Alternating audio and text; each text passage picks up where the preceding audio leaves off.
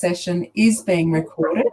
So within 24 hours, you'll get a system-generated email to let you know that the recording is available to view. You just need to log into the portal to access that recording. Anyone who's registered for the session will be able to do that.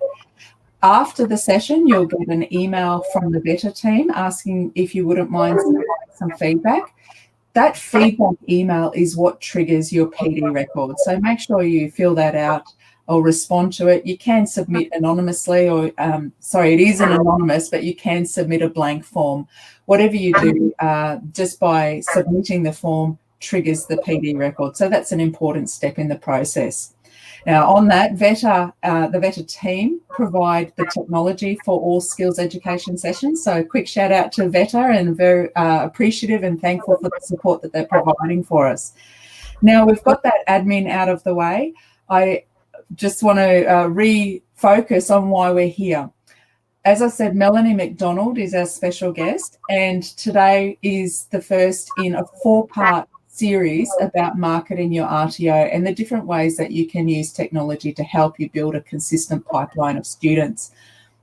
To give you a bit of background on Melanie, her business is all about helping RTOs grow by setting up systems specifically to target people who are in the market for the services or the products that you're supplying. So Melanie's business, Mana Social, they've helped RTOs grow at phenomenal rates. Some of them into the BRW Fast 100 and also the Queensland 400. So lots of experience in that area, and precisely what makes Melanie suitably well qualified to be talking to us today about our topic. So without further ado, I'll hand over to Melanie to share with us some of her expertise as a way to help RTOs attract more students and grow their business. Welcome to you, Melanie. Thank you very much, Michelle. I appreciate it.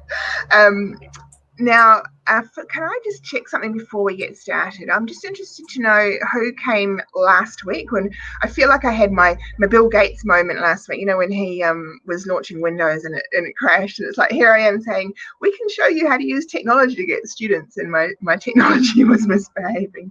So can I just get people who are here, can you just put a 1 in the chat if this is the first time that you have seen this presentation, and a 2 if you were here last week when we're having fun and games with the slides, because I've made a few changes, enough changes to the content, hopefully for the people that were here last week to still find it interesting, but kept the bits that were really important.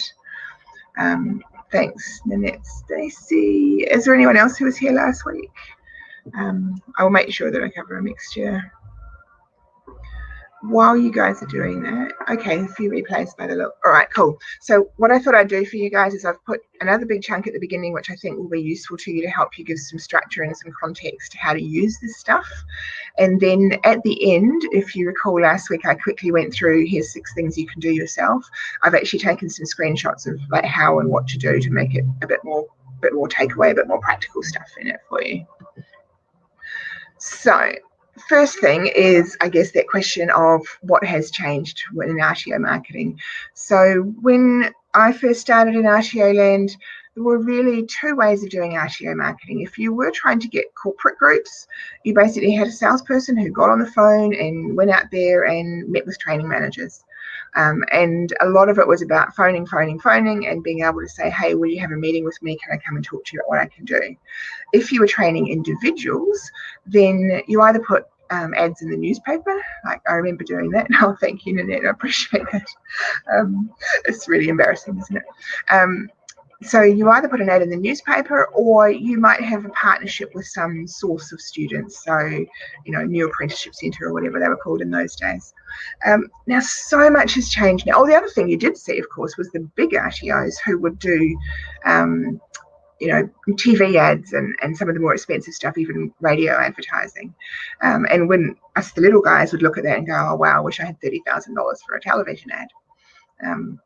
These days, you can get a lot more specific. So really what I'm going to cover today is how to just advertise your course to the people who are interested in doing your course. Sounds simple, sounds obvious, but much easier now than you would think it would be.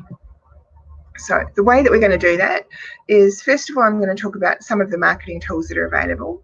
And I'm going to show you, again, a slide that I briefly touched on last week, but just explain why I'm showing it to you.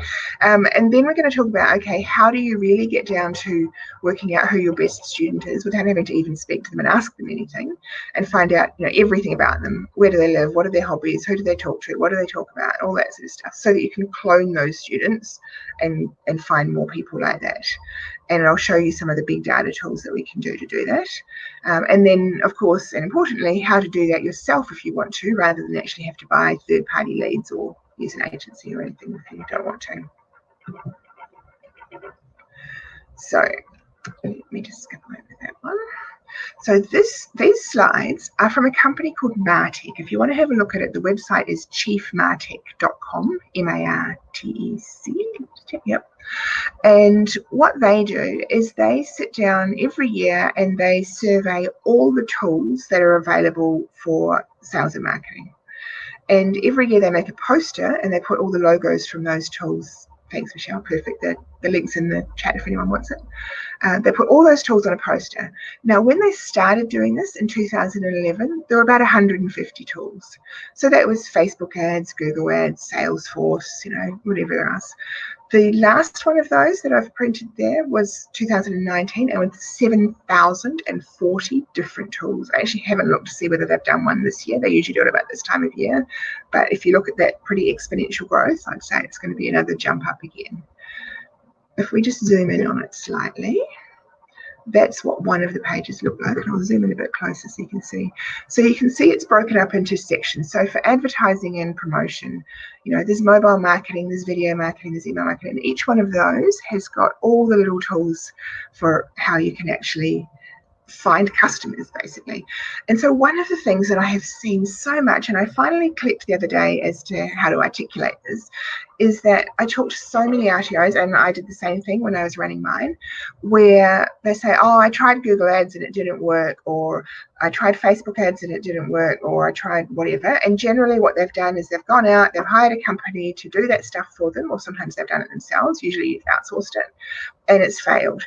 And I've finally clicked as to how to explain why it failed. And actually, when I was talking to someone yesterday who runs a small RTO, and he said they had tried Google ads and it hadn't worked, and we'd explored it a bit more with him. And what he said, and it made a lot of sense, he'd run some Google ads, he'd got a whole lot of inquiries, and his course is a very specialist niche sort of a course, and the people who inquired were interested in that niche, but then none of them enrolled because he didn't have any funding. And when we talk to him about where he gets his students from at the moment, all his students come from employers sending people, and the employers pay for the course. So in that sort of situation, I'll explain why in a bit more detail as we go through this. But Google ads is not the right tactic, because employers are generally not hunting on Google. They're going to do it some other way. They're going to get a recommendation from somebody. They might be following, a YouTube channel. We'll talk in a moment about how to find the employers. But one of the things that is so important with this stuff, when there are 7,060 different tools that you can use, is just master a few tools. But before that, you need to know what your strategy is. So if your strategy is, we are going to try and do enrollments of individual students who are job seekers, who are young people, then you're going to choose the appropriate tool to attract those young people. Now, the other way to think of it is this. There's two main areas that we need to consider. And by the way, we've got a reasonably small number today, so if anyone wants to chip in and ask a question or comment or share your experience, go for it. We've got enough time to answer things as we go. So two parts of the process. The first part of the process is to attract those inquiries. So it's, if you talk to digital marketers, it's the sort of stuff they talk about as a traffic strategy, getting enough people coming in through the door so that you can convert some of those to enrollment. That's the stuff where if you're only doing word of mouth because you're a really good RTO and people love your course, then your attraction strategy is kind of in the hands of your customers, really. And I'm a bit of a control freak. I like to be in control of my own pipeline. So the second part of that process, though, and equally important, is what do you do with the inquiries when they come in? How do you convert them to an enrollment? And one of the things that we've learned over the last year and a half that we've been doing this for other people is that before we can talk to people about how we're going to help you get more traffic, we need to talk and make sure that there's a process for converting to enrolment. Because the process for enrolling students, the internal process in your RTO, is completely different if you're a business-to-business type RTO where you do a few tenders for government contracts and run group training in-house for a government department, compared to if you are trying to train lots of unemployed teenagers one by one and attract them. Does that make sense? So the conversion to enrolment process actually comes first. So step one is working out what is the strategy, who do we actually want to attract? And it's not everybody. It's never everybody. It's not allowed to be everybody. It can be everybody eventually, but initially it's the smaller you can make the audience, the easier it's going to be to find them. Example from our own experience, when I first exited my RTO and I wasn't planning on doing a lot, and a few friends said to me, can you just help me with some of this, technology to get more customers? And I ended up doing some consulting work for an art gallery in New York, who else was there, car dealer in Alabama, mortgage broker in Melbourne, and an RTO here in Brisbane. And then when I thought, oh, maybe I could actually make a business out of this. And whenever I went out and talked to people and they'd say, what do you do? And I go, oh, well, I sort of help people get customers and lots, and it's really hard to define, and it's really hard to attract more people when it's so vague.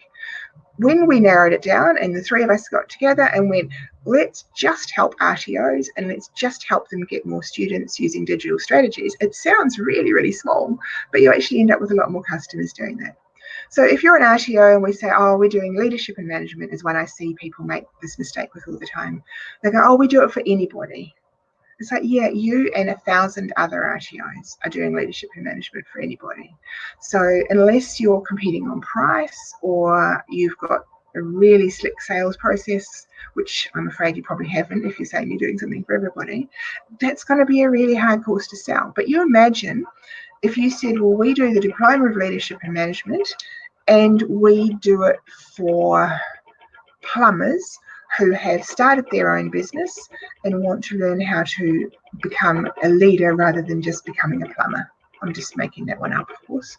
But then if someone as a plumber is wandering around and going, oh, I need to do a management course, who should I do it with? You're going to be the only one that gets recommended because, of course, you're the one that works with plumbers. Now, people have this fear if they do that, then there's not enough plumbers and I need to not miss out on the horticulturalist as well. It's like, you actually won't, because if you're really, really good at what you do, what happens is people come to you and say, look, I know that your leadership course is aimed at plumbers, but do you think I could do it as well? I'm a beauty therapist. And you'll still pick up those people. It's just that the narrower you get in your focus of who you're trying to attract, the more chance you've got of getting more people. I know it's counterintuitive and everybody has this kind of scarcity thing of like, no, if I narrow it too much, I'll miss out. And if it's working for you, if you've got a couple of thousand students, then ignore me. If you've got less than that, then believe me, we went from 200 students to 2,000 students when we started narrowing it down. Okay, that's my sermon for the moment. So first question when you're going to look at your strategy is, who are your clients? Are you aiming, have you got a business-to-business strategy, a B2B one, or is it B2C, business to consumer? Because they are completely different marketing strategies and they're completely different sales processes. So business to business typically might be, you are like the one example I said before, where you're tendering for government business and you're training groups that, in government departments. It also might be the big corporate stuff. My first RTO, our initial business was running train the trainer, leadership, quality assurance, those sort of things for corporates, and they would put groups through, and we would get big companies like people that sell automotive parts, and they put a couple of hundred people through the management program over a year or two. So that's a definite strategy that can work. It's got some pros and cons, and I'll talk to you about those in a second. The other sort of business-to-business strategy that we often think of as being more of a consumer strategy is we say, oh no, I train individuals, like I train individual unemployed young people, for example. But when we drill down with people, we find out, yeah, you're training those individuals, but you're getting them from a business. You're not going out and finding Billy who's unemployed and getting him signed up for your course.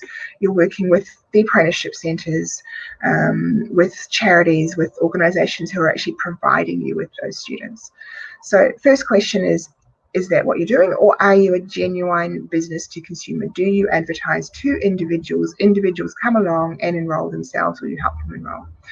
The digital strategies you're going to use are going to be completely different depending on which one. And don't say both.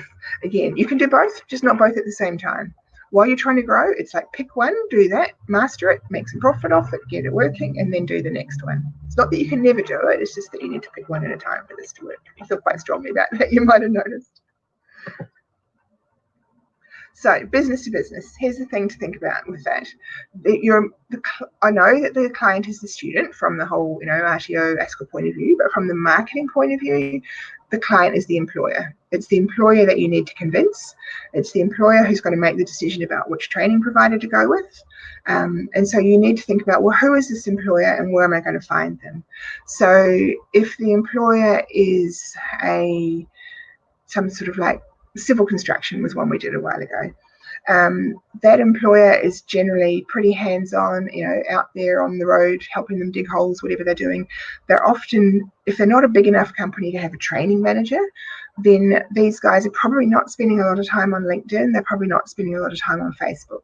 So you need to think about where we're going to find those people. And there were a few places that we've ended up finding them. Sometimes it's YouTube, because you can run ads at the beginning of someone else's YouTube channel. We'll talk about that in a moment, but this is not go start your own YouTube channel. That's way too much work. This is just drop ads in front of other people's YouTube channels and pick up their followers. The other thing with some of those, though, is it's one of the things we did one time that worked quite well was we went, right, these guys are not the decision makers, but it's their office manager or their wife or somebody who's sitting in the office doing the computer stuff, who's the one who's going to go to them and go, hey, I've just found this. We should put our people through this program. So think about who you're targeting and where you're going to find them. Now, the traditional sales model for those was, getting out there and networking and hunting and phoning and things like that. If you really love sales, that's fine. I don't really love sales. I love helping people and I love talking to people, but I do not like cold calling. I would probably just about rather starve than have to do it. So the traditional model is okay, but I think also our clients have got a lot more sophisticated, like the number of RTOs that call them and trying to sell them traineeships and things like that. You need to be a little bit smarter and find a way to attract them to you instead. So an attraction strategy, which actually makes them notice you and come in and want to talk to you, is so much easier and less painful and more effective than going out and hunting them. And from the client's point of view, it feels like word of mouth, because it feels like, oh, I was thinking about who to use and these guys are really good. Everybody says they're really good, but it's actually you strategically placing content, testimonials, whatever, in the places where these people are going to see to attract them. So the benefit of this, of doing the B2B style of strategy, is there's less need for a sales team. So you don't need a bunch of people on the phone taking hundreds of calls from individual members of the public. If you're a small RTO, you can probably just about manage it yourself or with, one or two people. Another benefit is that it's less dependent on government funding a lot of the time. If you can get the right employers and get repeat business from them, then they're not necessarily going to be too worried about, whether this is funded or there's money. The vet student loan thing becomes less relevant if you're not a vet student loans provider. The downside of the B2B stuff, and we started off as B2B, is that your revenue is much lumpier. Like we would have a month where we'd be just like, oh, are we going to get any more corporate clients? And then the next month we'd, pick up a few hundred students in one lump. Pretty nerve-wracking when you're running it. Sort of uncomfortable because you can't just turn the tap up and down a little bit. It's either a big lump or it's nothing. So you go from having little work to scrambling around going, how are we going to deliver this big program? And a lot of time and money spent as well in the whole, tendering, doing proposals and not winning them unless you're really skilled at that stuff. The other disadvantage for that strategy right now is it is dependent on the economy. If you've got funding, then it's a little different. If you don't have funding, which we didn't have, then you're depending on employers being willing to spend money on training. I guess we'll see what happens in this afternoon's latest Let's Turn Their training industry upside down announcement in terms of funding, but when economies go into downturns like we appear to be doing, then the B2B strategy can be a little bit stressful. The other big challenge with it is it's quite a long sales cycle. It's pretty unlikely that you're going to stumble across a training manager who says, oh, we're interested in putting 100 people through your project management course and we want to start tomorrow. Even when they say they want to start tomorrow, it still takes them about 6 months. So pros and cons. Still worth doing, but know that those are the issues and then work out strategies to mitigate them. Now, business to consumer, the other version. In this way, the client is the student. So you're actually going out looking for specific individual students. And again, considering the demographic, where are you going to find them? So beauty students, you might find them on Instagram. Really young teenagers, you might find them on TikTok. Your average kind of 30-something office person, probably going to find them on Facebook. So know who they are first, and then we know where to find them. There's no point in hiring a bunch of sales reps to go out and hunting because, apart from that brief period in vet fee help days when they were actually going out and clubbing people in shopping centres and bringing them in, generally there's no one for them to hunt. You've got to attract them in. Now, there's some different levels of ease for this process though. So the lowest hanging fruit in terms of what tactics you're going to use, the lowest hanging fruit for individuals is, as Michael, the genius that used to work for me, we were one of the first RTOs to do Google Ads. I think we started doing them in 2003. And we were on our own there for a year. It was great. But that was because he said, why don't we concentrate on selling our course to people that want to do the course? So there are people right now today Googling whatever the course is that you deliver. So someone's Googling Diploma of Beauty Therapy and they're looking at you and your competitors. The downside of someone Googling it is that it's got like going to the yellow pages in the olden days. They're going to see you and they're going to see your competitors. They're probably going to contact 2 or 3 providers, and it's really a speed game. So there's no point in running a Google ad if you don't get back to them until tomorrow, because somebody will have rung them within the first hour and they will have already signed them up and started them by the time you call them back. So the people that are Googling your course are the lowest hanging fruit, but you've got to have the capability in-house to call them back immediately because nobody wants to wait for anything these days. That's just what we're like. Now, the next level of lowest hanging fruit is people that have Googled you or visited your website some other way, and then they've wandered off. They haven't actually done anything. And I'll talk in a moment about how to retarget those people, because generally, there's a small percentage of people that contact you the first time. There's a lot more that have looked at what you do and then wandered off, and they're much easier to get those ones back than it is to go and find cold people. They always say when you're selling anything, the easiest person to sell something to is the customer who's already bought from you before. And that's always a challenge in RTO, because if someone's done a beauty diploma, what are you going to do? Sell them another beauty diploma? Like, it doesn't work like that. But the equivalent to that in RTO land, I think, is this business of being able to retarget the people who wandered in and wandered out again. And then, of course, the last layer of people, if you're tackling individuals, but the biggest group by far, is finding those people who are similar to the ones who've already done your course. They don't know about you yet.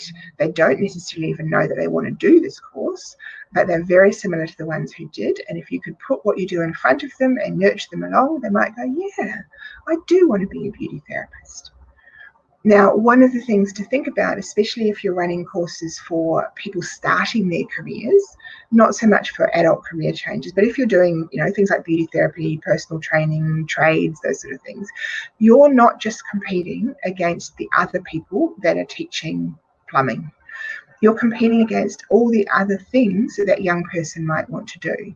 So they might be going, well, I might become a plumber, or I might become an electrician, or perhaps I'll do a digital marketing course or something like that. So it's not just a matter of trying to compete against the other plumbing courses, you're actually competing to attract them to the career. So that's worth thinking about in terms of your marketing, is it's about selling the career, not just the course, because otherwise they might choose another career. Now, benefits of deciding that your strategy is going to be individual students is it's really easy to scale. For those of you that were here last week, we talked about that a little bit, but you can turn it up and down. Once you've got a process that works, that says, I put content here, I spend X dollars, and that results in Y number of students, then you can spend 2x and you should get 2y in terms of students. So easy to turn up and easy to turn down as well if you've got too many students and you don't have the resources to handle them. The revenue is nice and smooth, it's not lumpy. When we had our sort of couple of thousand students a year, 1,000 or so of those in those days would pay up front, and we had about 1,000 on payment plans. So really nice, smooth revenue. You can go away over Christmas, your income keeps coming in. It's really nice in a downturn, both from the revenue point of view, but also because individuals in a downturn tend to start thinking about reskilling and retraining. And I know a lot of the RTOs that I've talked to lately, depending on what space you're in, have been really busy with inquiries. Not everybody's been busy with enrollments because people are still deciding what they're going to do, but a lot of people are starting to go, oh, what should I do now? The other benefit is a really short sales cycle. You know, you can put something out there today and get an enrollment today. So you're not waiting necessarily months like you would be if it's a corporate group. The downsides, biggest downside probably, is that you need a sales function of some sort. So you need people and you need a process, as in somebody whose job it is to take them from, oh, this career looks mildly interesting, I wonder if I should do this course, to I really want to do this. You can automate a lot of that process now with automated, email funnels and some follow-up ads and things, which I'll show you. But you still need a human. You still need a human who's got that kind of drive to go, let's get these people into this course because it will be good for them. The other thing with individual stuff is that it can quite often be funding dependent, depending on what the course is. If you're doing something like, I was talking to a guy yesterday who was teaching a very niche trade, and it's not a trade where people will have to actually have the ticket. They can actually do the job without the qualification, but getting the qualification opens up more opportunities for them. He doesn't have any funding, his competitor does. His course is better than the competitor, but people are going with the funded one. And when we talked about it, part of the reason is that from that student's point of view, they're already doing the job. His target market are people who are already in the role but want to get the qualification. From their point of view, they don't feel this urge to go and get some quality training. They just feel this urge to go and get the ticket. And that's when we end up with this sort of quick and dirty tick flick kind of thing where the person just goes, I just want my ticket. These guys are funding it. It's quicker. I'm going to do it. Now, you will never convince those people that quality training is more important when their driver is getting a ticket. So it's really important to understand who are you going to target. If you are a quality provider, who are you going to target who actually cares about the quality training? And in his case, when we talked about it, it was the employer. It's actually the employer who pays for it most of the time anyway, and the employer who actually wants their people to develop some skills as opposed to just have a piece of paper. So the individual stuff, depending on which section you're in, can be funding dependent. It can be harder to compete without funding, but we did it. We moved to a business to consumer model, and we did 100% non-funded, couple of thousand students a year doing Cert 4 and diploma courses, fully paying for it by themselves. We had to work out a few things like some of the different, payment plans and loan schemes and things to make sure that it worked, but there's a lot of those around now that you can use. The other downside of training for individuals is that you don't get a lot of repeat business generally once they've done their course. I mean, you do get a few people who want to do every course that there is in the world, but if you're a specialist in one thing and you only teach one thing, then you're not going to get them back to do the one thing the second time. So people tend to try and get referrals rather than repeat business, but make sure you're aware, and I am not a lawyer, but as you probably know, although a lot of people don't, there are some pretty tough restrictions on paying for referrals in consumer law, which obviously ask for if they audit you and find you're breaching consumer law is not going to be happy, but you just can't go around randomly saying, we'll give you a discount on your course if you refer a friend and things like that. So make sure you know what the rules are. Be careful with that. Is this making sense so far? Anyone want to chip in and make a little comment? I'm going to talk now about how to do some of that stuff, but I thought today it was actually important to start with the strategy stuff, to just go, let's begin by why are we even doing this. So if we just go back to these points, we're going to do attracting inquiries and then converting to enrollment. We are going to talk about attracting inquiries first, but remember, this process only works if you've got a follow-up process. Oops, back one. Okay, so attracting inquiries. The first one, as we mentioned, if you're going to do, especially if you're going to do business to consumer kind of marketing, is to get the people who are already looking for your course. So running some Google ads, but running mistake I see being most commonly made in Google Ads, and we're not going to have time to go through all of these in detail today, but I'm happy to have a chat if anyone wants to email me or give me a call, hop on the website and book in a time, we'll have a chat. I'm more than happy to give you what I know as far as things to look out for. Main things to look out for in Google Ads for RTOs specifically is that if you hire someone to do your Google Ads, most of the big Google Ad agencies work for mostly consumer type of products. So they do Google Ads for fashion and beauty and restaurants and entertainment and all that sort of thing. So their goal is always going to be to get you the most leads possible, which basically means you're going to spend a lot of money. Whereas one of the things that we learned, and one of the things that made Google Ads work really well for us, was when we learned that it's actually about filtering at that point. It's not just about, we don't want 100 inquiries. We don't want 100 inquiries. We actually just want the 10 inquiries of people who are actually interested. So leadership and management and diploma was an example. When we were just paying for Google Ads for the keywords that were around leadership and management, we would get everybody who wanted to do an MBA or everything else. It would cost us a fortune for the leads, and most of them didn't convert. When we actually ran Google Ads for phrases like, I am a tradie and I want to get a management job, what course do I need to do? That's a bit exaggerated, but that's the kind of thing. And we just paid for that phrase as an actual phrase. Then we picked up every tradie that was looking to do a management course, and they were the right market for us. So you can get really narrow. Don't just chuck in those generic keywords. It costs too much. And make sure that if you're doing your own Google Ads or if you're getting someone to do them, make sure that they understand that it's actually about maximizing the return. It's not just about getting a whole lot of leads. The other part of it, and I touched on it before, is making sure that you've got a process for if you're paying for a Google ad, because when you do Google ads, as you know if you've done them, you pay every time someone clicks on your ad. So if they click on your ad, they go to your website and they leave, you still paid. That's not much use to if nobody signs in. I see so many people running Google ads just to their website, just to their general website.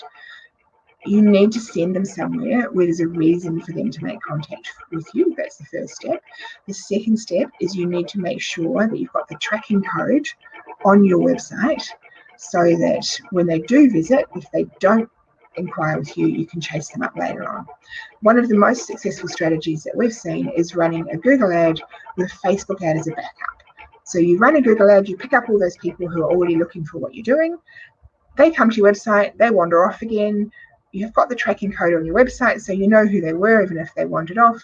And then you chase them around on Facebook with bits of content, and they go, "Oh, you know how it is. You're on Facebook, and you're like, oh, that's interesting. I was just looking at that today, or I was just talking about that today." And there's a whole lot of stuff about Facebook says they don't listen to us, and of course we believe them. However, in the terms and conditions and all the other apps that you've put on your phone, a lot of them listen to us, and then they sell that data to Facebook and to everybody else.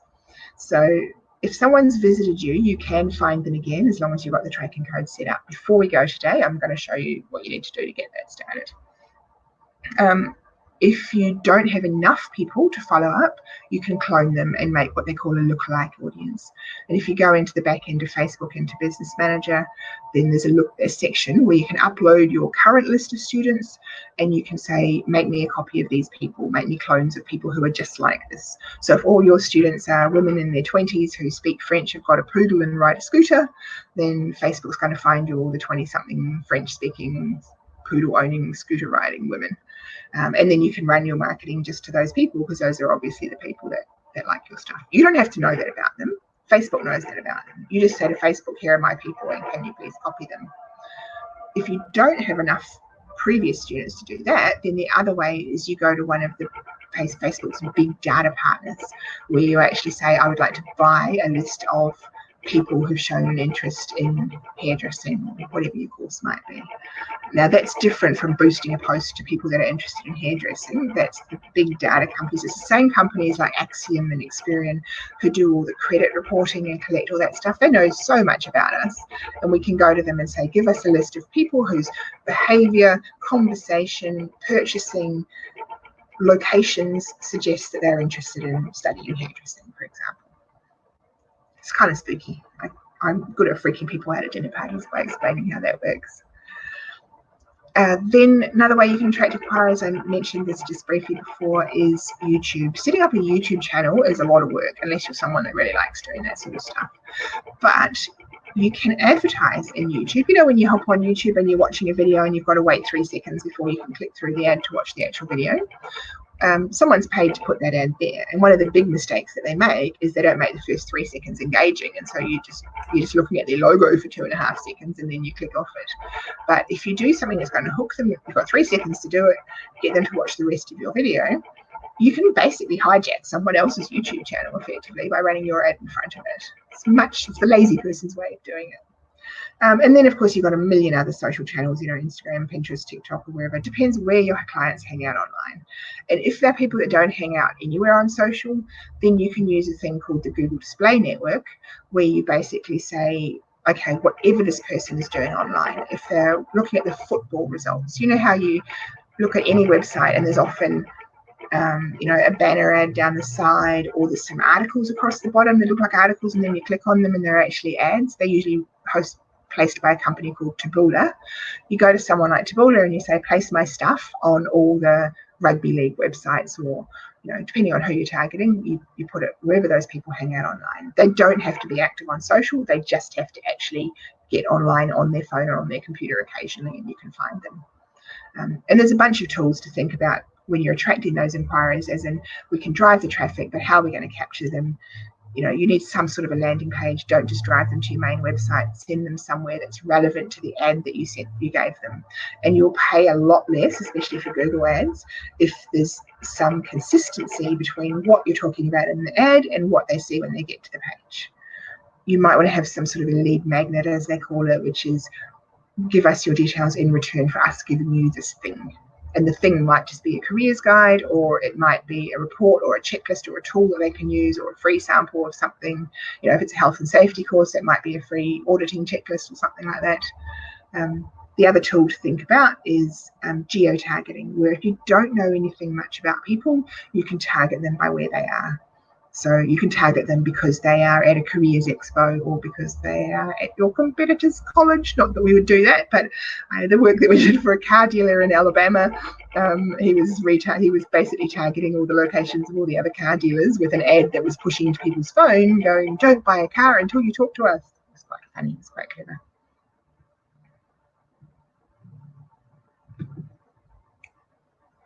So this stuff, for those of you that were here last week, we touched on it. This is just some examples of some Google ads that I grabbed from New Zealand. Beauty therapy, the first 1, 2, 3, 4 have all got ad in front of them in the little box, and they are paid ads. So if someone clicks on that, they pay. And then for those of you that were here last week, I showed you the first one. This is what it takes into. This is what I'm talking about your landing page needing to be relevant to your ad. So someone clicks on that ad and the provider's paid, you know, a few dollars for each person to click on it. Then they come to this homepage, which all they can see above the fold in their screen is this beautiful picture of a putukawa tree and subject areas. Not going to do anything. They're just going to leave. This one's slightly better, but it's still got a few too many things going on. It's like, do you want more info? Do you want to download a new prospectus? Do you want to inquire? Do you want to do this? Don't confuse people. Just send them to a landing page where there's one thing for them to do, and you will get much better conversion of that page. So, mention the cloning thing. If you don't know the details of who your students are, then you can just clone them, and then you can just drop content online to those people, whether it's, you know, using something like Taboola to put it on different websites, whether it's using one of the social channels. It's really a matter of going, who are my people? What do I want to say to them? And then once you've got that bit, it's really easy just to drop content online and find them. And that's when they find themselves saying, wow, this is spooky. I didn't know that this is what I want to do. How do they know? Well, they do know. This stuff I'm going to just quickly skip through, but this is because I'm just conscious of the time and I really want to show you some how-to stuff. But this is some of the stuff you can get in the back end of Facebook that tells you about your people who come to your Facebook page, your people who come to your website. This RTO, 94% female, tells you, are they single, are they married, how much education did they have, tells you what else they're interested in. These are the top 10 things that the average person who follows this training provider is interested in. you can see that it's all kind of like health, wellness, family kind of stuff. So that helps you figure out, A, where do I go to find my people, because this is the sort of stuff they're into, and B, how do I talk to them when I do find them. Okay, if you don't know who your ideal student is, then you go to one of these companies and you buy the list. So you might just know, my course is on something really. Someone want to give me a course that you're actually running, and we can talk about a real one. Someone can just quickly type something in. Try to think of an example. In the meantime, I'm going to pick one. So my course is workplace health and safety, and all I know is that my students are people that are interested in workplace health and safety, but I don't. And I might know that maybe they're more male or more female, and I might roughly know what their age is. If anyone has got a course that they want to drop in and they want me to use an example, go for it. If not, I'll use this one. But I don't really know that much about them in terms of, are they married? Are they single? Do they own their own home? Are they renting? Do they speak any other languages? What are their hobbies? What sports are they interested in? And I don't need to know that. But there will be some things that they all have in common. There'll be a pattern, so of things that they go, okay, these are the things that this kind of person generally does, for hobbies. These are the things that they read. These are the places that they go. If we could know that, it makes it so much easier to target them, like we just talked about in the previous slides. So we can go to, in Australia, one of the main companies is one called LiveRamp, as in going up a ramp, and they are a subset of the big, I think they're a US company, I'm sure they are, a company called Experian, and Experian does all the credit data and stuff like that in the US. They've also bought, here in Australia, they've bought, they used to be called Vita Advantage Bay Corp. They were the credit agency, if you want to do a check on your credit report. And they are the ones who basically know everything there is to know about us. So, for example, say you're thinking about going on a camping holiday. I'll use that one as an example, and then actually we might do the childcare one if you like. If you're thinking of going camping, when we're allowed to go camping again, are we? I don't know if we are or not. So let's assume that we're not in the times of a pandemic, but we're in normal times. The first thing that you do when you're thinking about going camping is you might walk into boating, camping and fishing, and you might hang around the section where the tents are for a little while. Your phone, assuming that you're taking your phone, has got layers and layers and layers, as you probably know. When I used to tell people this a year ago, they were shocked. Now most people know this. But your phone has layers and layers of location tracking of you. Even if you turn off your basic location tracking, a lot of those apps have been given permission to track your location. And, if you drill down into about 6 levels down, you can see anyone who's got an iPhone, it will tell you everywhere you've been forever and how long you've spent at each place. So your phone knows that you've been in boating, camping and fishing, and that you've been hanging around in the aisle where the tents are. So your phone then sells one of the apps on your phone, like you might have Candy Crush, and when you downloaded Candy Crush, you clicked accept for the 32 pages of terms and conditions, and one of the conditions was, I agree to you tracking my location and I agree to you selling that data. I know it's kind of horrifying, but it's true. So Candy Crush then goes to someone like Experian, one of the big companies, and says, Melanie's been in boating, camping and fishing, and she spent about an hour there. So they add that to the pool of stuff they know about me. They don't know what it means yet, but it's something that they know about me. Then I might message my partner and say, do you want to go camping this weekend? And if I'm not using WhatsApp, I'm just using one of the regular unencrypted messenger apps, then it'll pick up that keyword and it'll pick up the keyword camping and it'll add that to the bucket of things we know about Melanie. She's been in boating, camping and fishing, and she used the keyword camping. Then I might do some of the obvious things like get on Google Maps and look at state forests or something like that, and of course that tracks what I've been looking at. Then I might hop online and I might buy a gas cooker, and so that gets tracked. But then I might go into one of the big department stores or supermarkets and I might buy something camping related, but I'll use my rewards card or my credit card, and that card will notice that I've bought that, and that will then take that piece of data and add it to the bucket. So by the time you put all those bits of information together, it's pretty obvious that I'm thinking about camping. So then say I'm a company that wants to sell sleeping bags. I can then go to Experian, whoever, apply for it, and say, I want people who are showing intent to go camping, and this is all about intent-based marketing. They're intending to go camping, but they haven't yet bought any sleeping bags. So they can check through my purchasing history on all my cards and things, go, she hasn't bought any sleeping bags, and then they'll put me and 10,000 other people in an audience, and they give me to that supplier and say, here you go, market to these people, they need sleeping bags.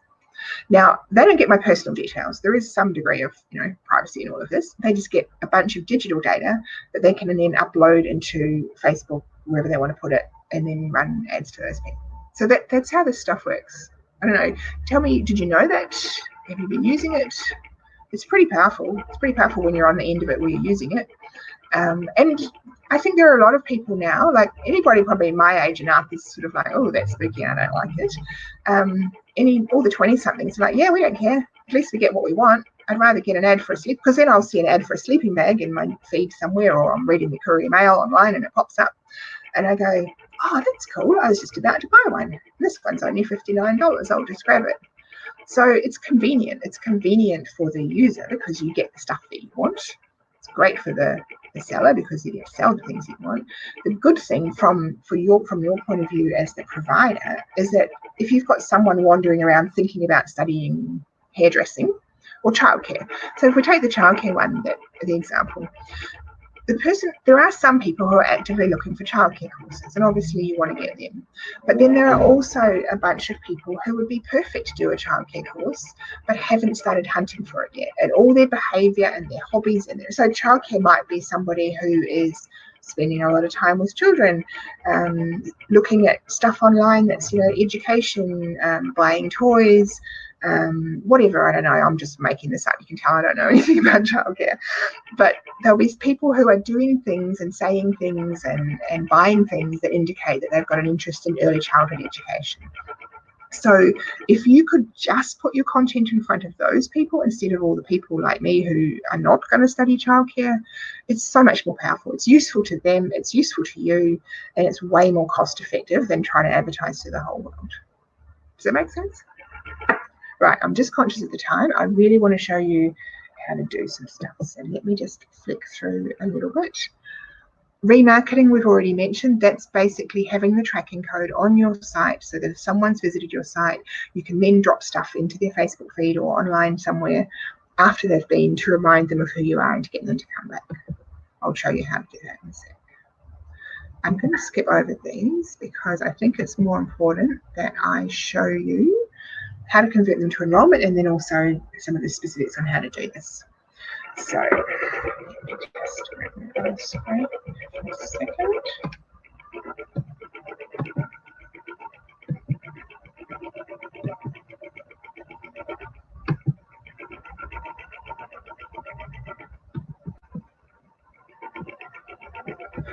Okay. So that first half of what we talked about is how to get people to even contact you in the first place or come and find you. The second part is how do we convert them into enrollment. Now, you can do it the way that people have always done it, which is to have people whose job it is to phone them, call them, text them, email them, whatever, and chase them around. That's possible, expensive, a little bit painful. And when you're getting these kind of high traffic kind of strategies that we've been talking about, and you might be getting 100 inquiries at a time, you're going to burn out your phones person very quickly if they have, and only 5 of those people might enroll, and they're going to have to talk to 95 who don't. That's painful and expensive. So it's worth automating the nurturing and the filtering a bit more, so that people go, oh, I ran a Facebook ad, but I got all these people that weren't interested. It's like, yeah, you will, because people are there looking at pictures of kittens and they go, oh, maybe I should study early childhood education. Let me put in an inquiry. But it was just a whim. So you want to get them past it being a whim and move them along to actually wanting to do it, and also filter out the ones who really, really want to do it without having to cause too much pain for yourself or the humans who are doing that. So one of the first things to think about doing for that is doing some kind of linked nurturing where you combine maybe something like Facebook and your CRM, your email system. So you might have somebody who goes, oh, that looks interesting. They put in an inquiry. You then email them out an information pack. You then track in your CRM that says, oh, they downloaded it, they opened it, they read it for X amount of time. And then the system automatically says, well, for those people who actually download it and read it, we're going to drop some more content into their Facebook feed. And it might be a testimonial video of someone talking about their job and how much they like it in early childhood education. Or you probably wouldn't go straight to an ad to go enroll for my course. You'd probably do some warming up sort of content first. But the key to this is that you can automate the link between the emails and the Facebook content. So depending on whether they did something with the email, you would perhaps pay another 5 cents to put something else into their Facebook feed. If they didn't even open any of the emails, you might not bother. Or you might say, well, people who aren't opening their emails are not email people. I'm going to automatically send them a text instead or something. So it's really a matter of building like a branched kind of a process and building it once and having it automated, and once you've got it working, and then that will do a lot of the filtering and a lot of the nurturing. Does that make sense? I hope it does. The other part of converting them to enrollment, I know I used Facebook as the example, but you can also use GDN, which is Google Display Network. That's not Google search. So that's a different thing from somebody actually Googling something. That's more saying, here is my audience who's already been to my website. Drop this stuff anywhere on the internet that they might go so that they keep on seeing it. That's the stuff that shows up in things like, the rugby league website or whatever. It's a retargeting strategy for people who've already visited your site and you've got the tracking code on. And then, of course, you can do the same thing with messenger automation, where you can automate chats. If you go to our website, on the front page there, we've actually, website's a bit of a plumber's loo at the moment. We're in the process of taking it down and replacing it, but the front page is still there, and there's a chat bot that you can experiment with, which says, so someone might be interested in the course, but you get the first few conversations to happen automatically so that you don't actually have to have someone human on the other end. And you can do that with Facebook Messenger or with text, whatever. And then, of course, just emailing automating the email sequences as well. Here's an example of the sort of thing I'm talking about. So you might run a Google ad that goes to, a landing page that says, have you done this or not done this? Then depending on what they do, they'll get an email sequence. If they stop opening their emails, you might drop a Facebook video ad back into their feed. So you basically map it out like that, like a diagram like that, and then you just set up the technology to automate it.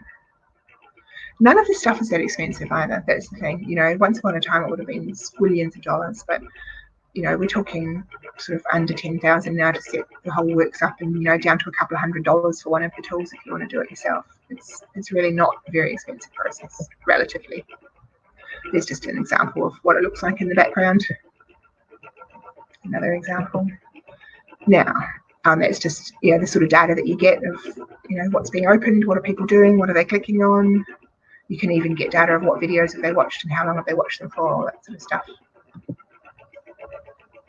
Now, things to do yourself today. For those of you that were here last week, we talked about this. We didn't talk about how to do it. I just want to spend our last 5 minutes giving you a bit more detail on how to do it. So first step that you should do, if you haven't done it, is set up Facebook Business Manager. Now, that's not a Facebook page and that's not a Facebook ad account. That is a different thing again. So Facebook really has at least 3 assets products. They've got Facebook ad accounts, Facebook business pages, and Facebook Business Manager. And the Business Manager is the platform that looks after your page, your ad account, your tracking codes, all the things that you need. So if you just Google how to set up Facebook Business Manager while you're logged into Facebook, it will come up with a link, and just follow the steps in that link. Once you've got Facebook Business Manager set up, you can create a thing that they call a pixel. And a pixel is nothing to do with images. It's a little tracking code that sits on your website and identifies everybody that comes in, whether they contact you or not. I will show you in a second how you know if you've already got one. But there are 2 main pixels that you should put on your site. You should definitely put the Facebook one on there, and you should definitely put the Google one on there. You might want to put the Taboola one as well. That's the one that drops the articles around the place. But at least start with those 2, and they collect data forever. So even if you're not going to use them right now, stick them on there. It's free. And then in 6 months' time, if you go, gosh, I'd really like to send a piece of content out to all the people that have visited my website for the last 6 months, you can do it without having to know who they are. And then you add them to your site. Now, if it's a WordPress site, it's pretty straightforward. There's a thing called Google Tag Manager, which is a plugin that you install on your WordPress site, and you just drop the pixel code into those. If not, most of them have got instructions. It's really not hard. Even I can do it, and I'm a chemist. I'm not a technology person. The way to check whether you've got it or not is see here up in the top right, I've got a couple of Chrome plugins on my in my browser. So the first one with the little green number on it, that is tells you whether you've got Facebook Pixel on or not, and how many of them you've got. So if you want to download a Chrome plugin that's called Facebook Pixel Helper, then open up your website. That's going to tell you whether you've got a pixel on there already. So if someone else is on your site you don't know, download the Chrome plugin, Facebook Pixel Helper is its name, and then open up your site, and then you can see whether you've got one. You can also see whether your competitors have and go, oh, okay, they're wasting money on their ads. The second thing, the one to the right of that where it says BW, that's another Chrome plugin, and that's called Built With. So if you're not sure what platform your site was built on, then you can download that plugin, click on it, and it's going to tell you whether it's a WordPress site or whatever it is. So that's Built With. Built With will also tell you a bunch of other useful stuff, like have you got Google Analytics on your site, which I'm going to touch on in a second, and whether you've got shopping carts there and things like that. Also handy for spying on your competitors to see what they're doing. Next tip. If you're doing any paid ads at all, make sure that you're driving that traffic to a landing page that's been optimized to get people to convert with a call to action, not just to your homepage. Pretty much a waste of money to drive it to the homepage, although if you're retargeting, you can recover. Make sure you've got Google Analytics turned on. And here I'm just going to show you a quick screenshot. Why? This is a screenshot from within Google Analytics. So people tend to think of analytics as how many people come to my website. But this is from the behavior flow section. So this tells you which page did they arrive at, and then where did they go. So where we've got the red waterfall, that's all the people that came to that page and just fell out and went nowhere else. The grey bars that are going across says that they went from here to the next one. Then we show the next place they went and then where. So it's a really good way of getting inside the heads of your potential customers and going, what do they do on our site anyway? So many people spend all this time going, oh, we have to redo our website. It's like, do you? Do you know that? What are people doing when they're there anyway? Nobody's even visiting that page, so don't worry about it. So make sure you've got Google Analytics on your site and then go in here under behavior flow and see what people are doing when they're actually there. If you don't know if you've got Google Analytics, use that Built With plugin and it will tell you. And that's Built, B-U-I-L-T, and then With is the name of that plugin. Last couple of very fast things. Add a heat map to your website. This is a thing that looks like this. So there's a number of different ones, Hotjar, Mouseflow, a bunch of them. So this is a website. On the right-hand side is without the heat map. On the left-hand side is what you see when you've got a heat map. It's not what your customer sees. It's just an overlay that you see yourself. And see all those coloured spots? That's telling you what someone's doing on your site. So how far are they scrolling down? What are they clicking on? So you can see on this one, lots of people have tried to click on this 24 euros, and that may not even be a clickable link. So it tells you straight away, should I be making this clickable? Also, what are they interested in? So they're much more interested in 24 euros than 79 euros. Let's market this one. It's another good way of getting inside the heads of what people are doing on your site. Now we are 30 seconds away from being out of time. So I was just going to add one last little thing, which was don't boost posts on Facebook. It's a waste of money. Use the business manager and actually be really specific about targeting the things that you want. And my bonus tip, which we've really started on, make sure you start with the strategy first before you do the tactics. Otherwise, your contract marketing is not going to work if you're targeting the wrong people. And that is it. I will pause for breath. Back to you, Michelle.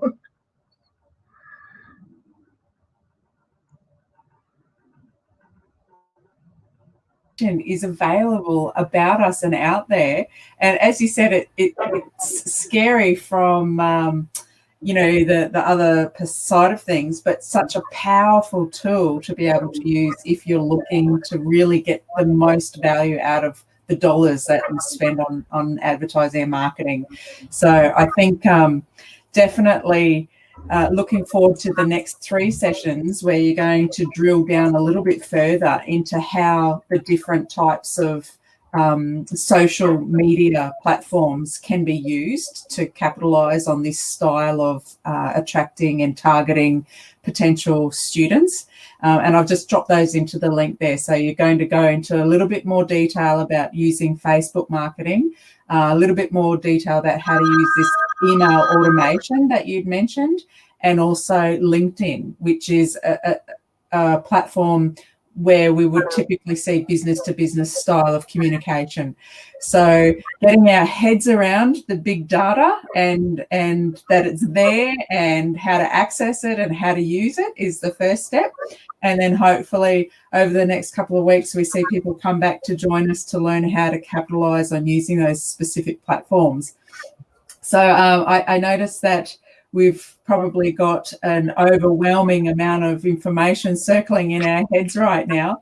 Guys, I'm just going to put it out to you. If you've got any other last questions for Melanie before we wrap up for today, feel free to pop them into the chat box. Reminder too that the copy of today's slides are in the handouts tab. So you'll be able to click on that tab, download the copy of the slides right now to get it onto your computer.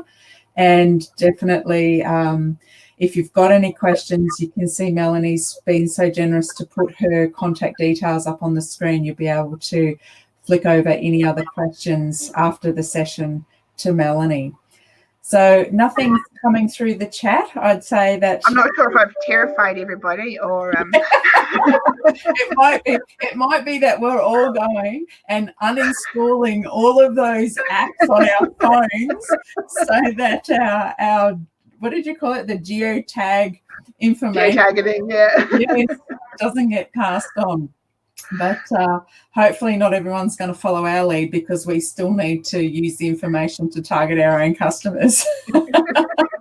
That's 22. Yeah, the big companies have been doing this for a while, but it's really only the last couple of years that it's available to everybody as a tool. So yeah, and I guess it's reliant on people like yourself, Melanie, who've been through it, who've done it, and are willing to share how to do it with others. That's making it more accessible to organisations other than these big guys.